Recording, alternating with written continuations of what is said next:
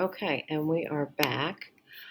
So just a little bit, I kind of like this chart, which has our process. Okay, so it's like a little board game of CERCLA. Okay, so first thing that happens is we're discovered. It's discovered the site, um, and when the site is discovered, it's placed on this list, which is called CERCLIS, CER, list, basically. Okay, comprehensive environmental response compensation and liability information system. Okay, so now it's like clocked in, um, and then the EPA does what they call a preliminary assessment. You know, is there a so I'm looking, move forward preliminary assessment and site inspection. Okay, what's going on? So they kind of look to see, well, do we put this site on the NPL? There's like a scoring system, like how dangerous, what substances, the how large the site, all of that stuff. They have their own scoring system to see if it goes on the national priority lists.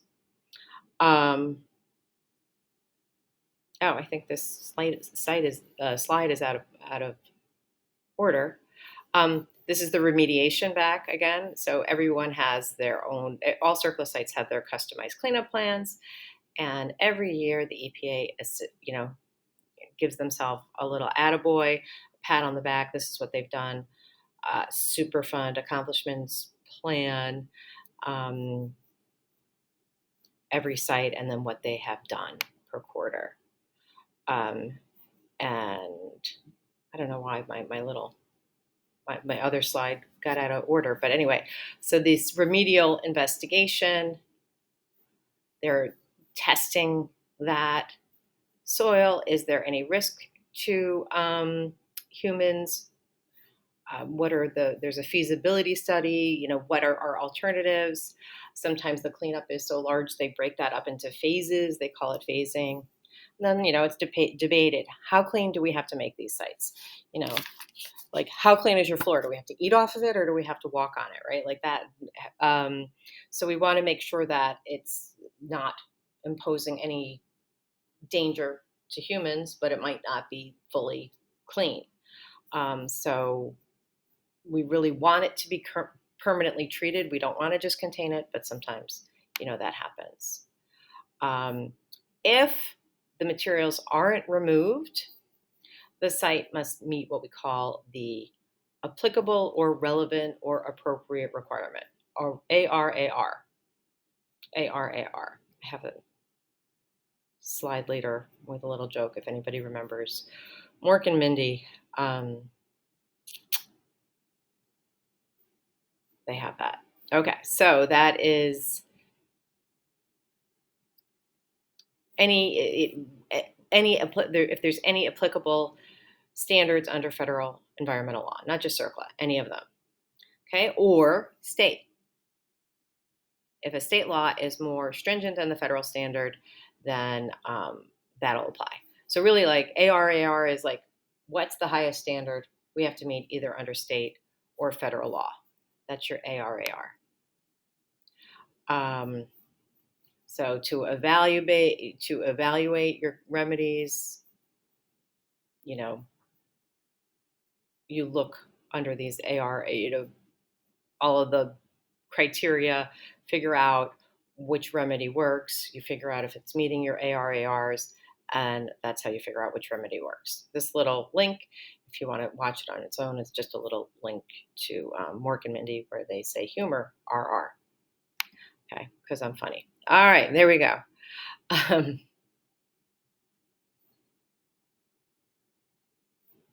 guess that's what we were doing. That was all part of this process. Maybe it wasn't out of order. Okay, I'm back on my little game board. Okay, so we evaluated the sites.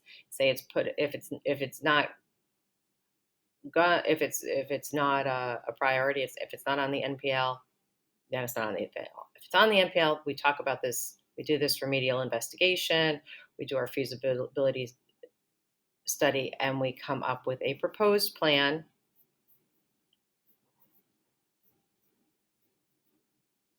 And then there is a record of decision issued by the EPA, right? It's put out there for public comments. They're like, okay, this is what we did. This is what we think is the best. We're gonna shoot this out in the Federal Register to see what the public thinks.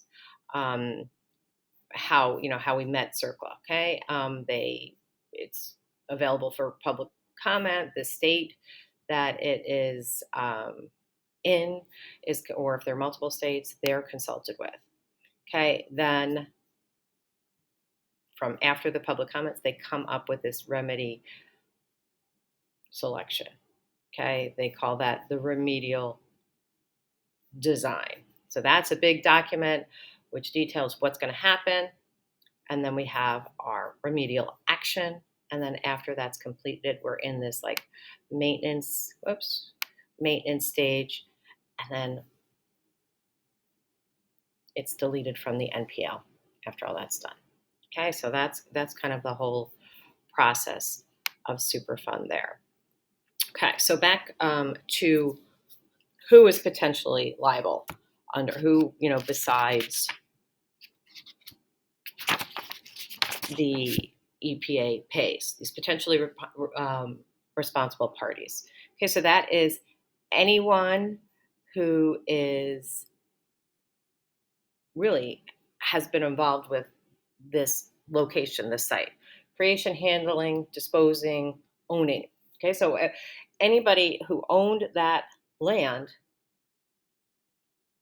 from the date where the hazardous substance appeared to current can be held liable as a potentially responsible party, right? They call them PRPs. And really, if you're just unfortunate enough to just own this land, you didn't know it was, you could be potentially liable. Okay. Even if you're current and you didn't do anything with the waste, maybe you didn't even know about it, you didn't touch it, you didn't, it was in some back area you didn't even know about, you are a potentially responsible party. Okay. Also, any transporter, so someone who arranged for that disposal and put it there, they're liable too. Okay, just like in some of these other statutes that we've looked at, you have this innocent purchaser defense. So if you purchased it and you didn't know about it, remember when we were talking about due diligence a few classes ago, if you've done that due diligence and you show that you did it and you didn't find anything, it is a defense and you may not be held liable under CERCLA. If, say, a bank takes over a property because someone wasn't paying their mortgage or there's a tax lien, they are not a PRP. However, if there is a bank that then somehow manages it and makes decisions about the use of the land, yeah, because they're like operating it. So as long as if they're just like a on paper owner, they're not liable. But if they are actively operating the site, they can be held liable. There's a couple of cases, like I think Fleet something or other, Fleet Operators is the case that talks about that.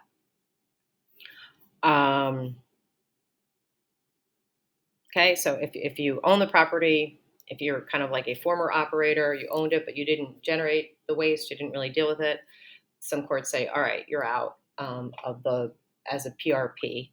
But if it's happening while you're in control, or if somehow you move the waste, change how it's contained, you will be on the hook under CERCLA. So these are the transporters, are PRPs. All right, we talked about CERCLA, so that's the list. So current owners and operators, former ones who somehow were either there when it was disposed at the facility, transporters, or people who accepted these hazardous substances. So if you kind of like are anywhere in that chain of property or ownership and you knew or dealt with this hazardous waste, you're going to be held liable as a PRP under CERCLA. Okay, we talked about these two response actions.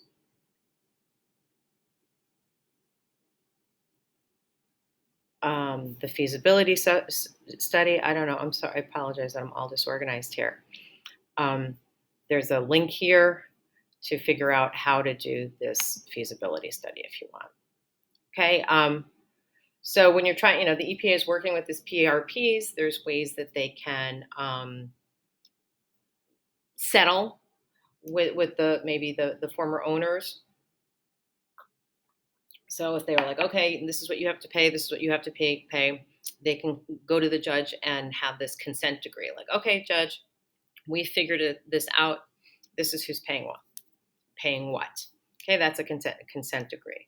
Sometimes you might have somebody who's like owner for a small amount of time or a small volume contributor. They might have a settlement, which we called de minimis, which is fun to say, a one-time payment, or the itty bitty, the de micromis settlements they have teeny weeny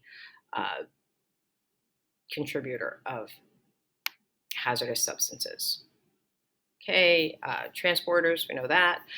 So if the transporter was just really just like the guy driving the truck and was hired to send somebody toxic waste from one place to another, that is not liability. And we'll talk about when we go to, I think it's the next chapter, TSCA. I don't know if I like the way this book is organized. That is the cradle to grave statute, but the transporters who are, like, okay, I'm going to take this away and dump it somewhere, they're going to be liable. Okay, we did the current owners and operators. Now, SARA was what created that innocent purchaser defense. They have to show that due diligence. Okay, we did all of these.